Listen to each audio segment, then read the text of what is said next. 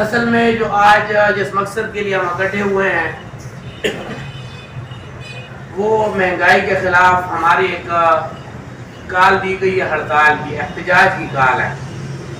तो मुख्तलिफ मौक़ों पर मुख्तलिफ पार्टियाँ ये बात कर रही थी एक अरसे से कि पाकिस्तान तहरीक लब्बैक वो तो सिर्फ और सिर्फ एक मजहबी इशूज़ पर आवाज़ उठाती है, लेकिन अवाम के जो मसाइल हैं जिसमें महंगाई, गुर्बत, बेरोज़गारी, तालीम और ऐसे कई और मामलात हैं, उस पर तहरीक लब्बैक के पास क्या यानी एक लाएअमल है और उसने आज तक कभी महंगाई के खिलाफ या ऐसे गरीब लोगों के लिए आवाज़ नहीं उठाई।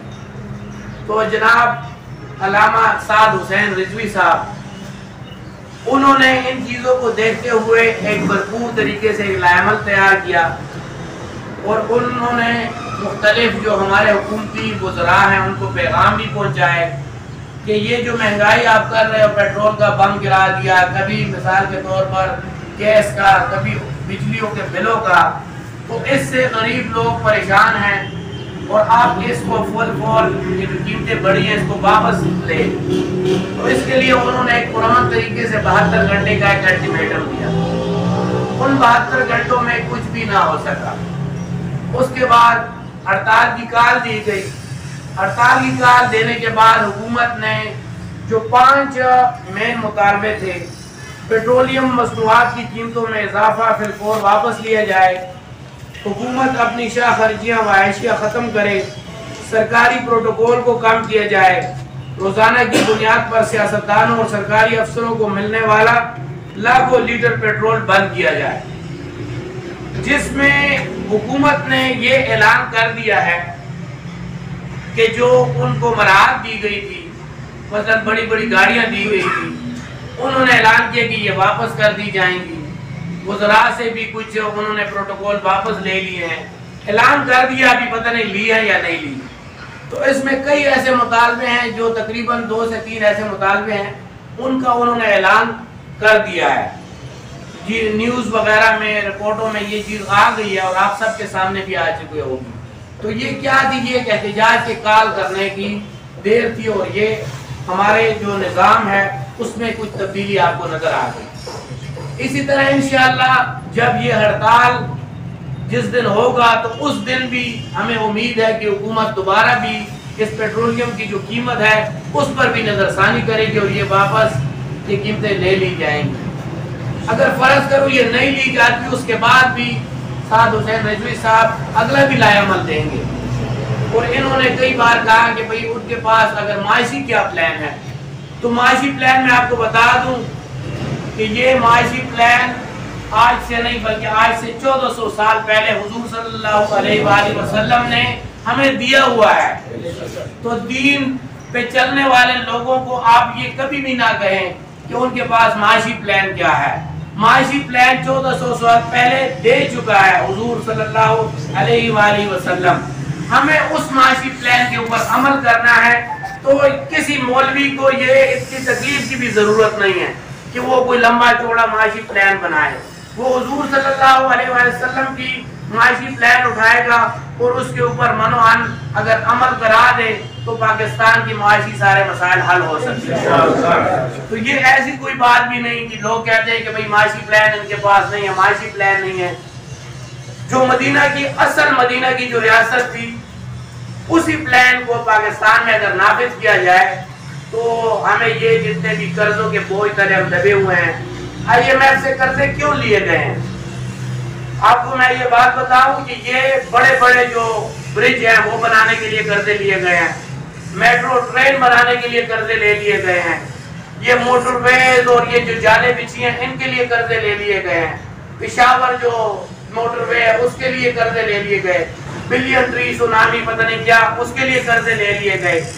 ऐसे ऐसे प्रोजेक्ट के लिए कर्जे ले लिए गए और उसका बोझ किसके ऊपर डाल दिया, गरीब आवाम के ऊपर कि भाई इनके ऊपर टैक्स बढ़ा दो, इनके ऊपर ये जितने भी कर्जे ना तालीम के लिए लिए गए, न रोजगार के लिए लिए गए, न कोई यूनिवर्सिटियों के लिए लिए गए, ये सिर्फ और सिर्फ इच्छा खर्चियों के लिए, प्रोटोकॉल के लिए, बड़ी बड़ी गाड़ियां, लैंड क्रूजर और BMW इन चीजों के लिए कर्जे लिए गए हैं।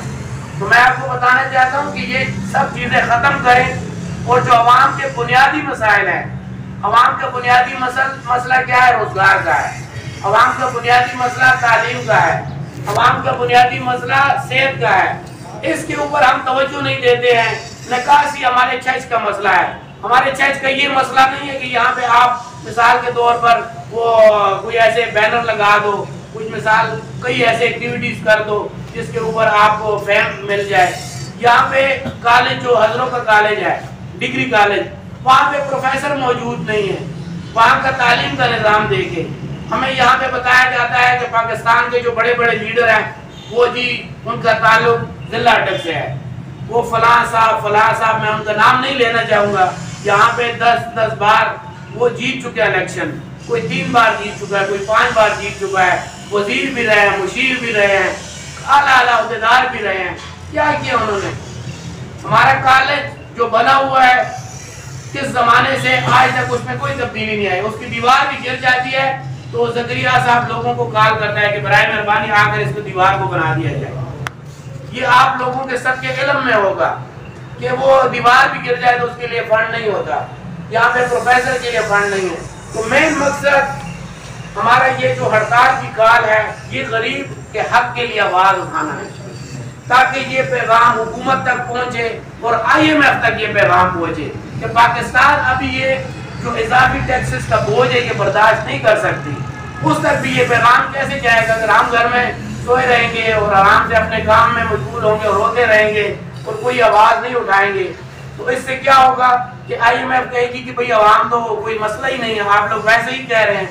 ये हुकूमत भी एक बहाना बना सकती है IMF को कि मेरे अवाम एहतजाज में उतर आए हैं, रोड ब्लॉक कर रहे हैं, तो वो शटर डाउन कर रहे हैं, मैं क्या करूं? हुकूमत हमने चलानी है, इस निज़ाम को हमने चलाना है। तो IMF की शराइत में भी नरमी आ सकती है। तो आप लोगों से मेरी दरख्वास्त है और ख़ासकर आम हमारे जितने भी हजरों के ताजर बिरादरी है, जो सराफा यूनियन है, कराकरी यूनियन, बाकी जो kirana general store union, mobile union, जितने भी यहाँ पे यूनियन बने हुए हैं, उन सब से मेरी दरख्वास्त है कि वो इस हड़ताल को मौसर बनाएं। एक दिन में ये लोग अक्सर कहते हैं कि हमारा खर्चा ये वो, कुछ नहीं होता। आज से जब से पाकिस्तान बना है तो रोज दुकान खुली होती है, उसके बाद भी लोग रो रहे हैं।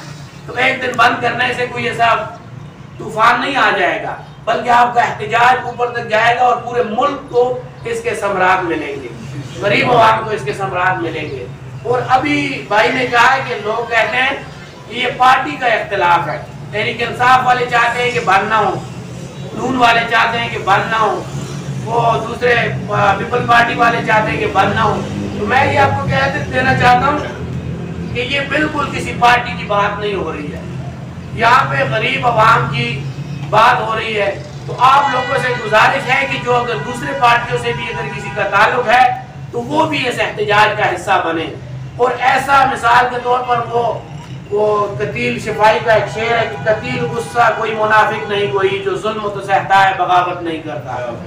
तो आप लोग जुल्म सह रहे हैं और बगावत नहीं करते। बगावत आप लोग एक दिन का एहतजाज को कम से कम रिकॉर्ड करवाएं। तो अभी इंशाल्लाह हम निकलेंगे, अपने जितने भी ताजर हजरात हैं उनके पास हम जाएंगे, पैम्फलेट भी तकसीम करेंगे और उनसे हम दरख्वास्त भी करेंगे कि आप 27 फरवरी को जो एहतजाज हो रहा है, जो हड़ताल हो रही है, उसका हिस्सा बने। बहुत शुक्रिया आप सब लोगों का आने का और इंशाल्लाह इस मिशन को आगे बढ़ाएंगे। और हर फर्द ने, जितने भी हमारे अमीर हैं यूनियन कौंसिल के, जो उनको आम अल्फाज में सदर कहा जाता है, उनकी भी ये जिम्मेदारी है कि वो अपने तौर पर भी, अगर आपके गाँव में 2, 4, 5 ऐसे दुकानदार हैं जिनका ताल्लुक हजरों यानी हजरों में उनकी दुकान है, उनके पास भी आप शाम को जाएं, आज शाम को भी जाएं, रात को और कल रात को भी उनके पास जाएं और उनको इस चीज़ पर कायल करें।